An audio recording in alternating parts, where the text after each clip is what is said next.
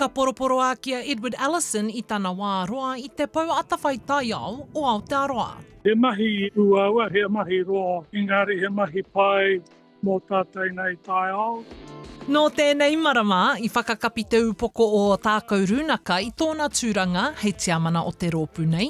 Te rōpū ā motu e tuku kupu tohu ana ki te Papa Atawhai me te minita mō ngā take taiao. He mahi ki te taha o te Papa Atawhai, e toro te kaunga Ngāi Tahu ki mua, e whakatū te rā mahi tahi o tātou, whakatū tīnana ai, whakanui ai, o tātou nei mahi kai tiaki, rangatira taki roto I tēnā kaupapa. Ko te wāwata tāku mō tātou nei mahi roto te ao tauroa, hei whakatū o tātou nei rangatira taka mahi tahi, ki te taha o te Papa Atawhai me te hapori.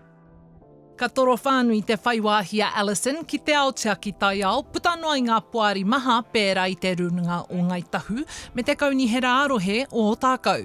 Ko ia he kai hāpai mo te tiaki rerenga rauropi, te whakauru I ngā tirohanga Māori pērā I te kai tiakitanga, te tautoko I ngā mahi hauminui mo te tiaki taiao me tahi atu kaupapa.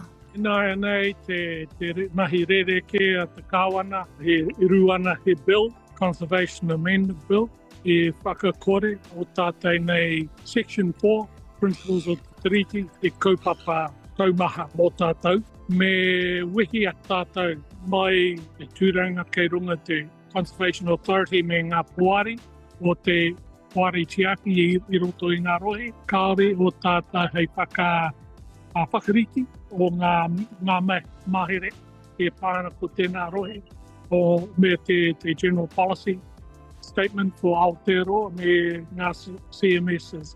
Ko tā te tumuaki matua o te Papa Atawhai a Penny Nelson, I te rāwiki I wehe ia I tōna tūranga, wai hoki I tuku poroporo aki a te Papa Atawhai ki Edward. Hei tā te māngai o te Papa Atawhai, he kai ngākau te mihi atu ki aia mo tōna mahi tiaki taiao. Ko te mihi ki a rātou, ngā mema, Ngāi Tahu, kei runga te poari, me te authority, me o rātou ngā mema o te hapori, me ngā iwi Māori he pai tonu ai, te rā kaupapa, te hapai ana, whakanui ai. Kāore, te minata anō anake, ko tēnei he mahi o te hapori me te iwi, ki roto tō tātou nei taonga. Ka noho tonu a Ellison ki etahi tūranga ā-motu me ngā tūranga ārohe pērā ki te komiti o te pai Māori I raro I te kaunihera o te poti.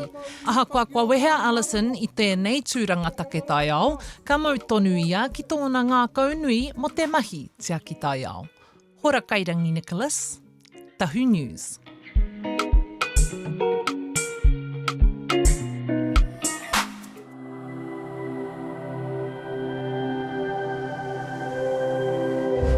Ko te reo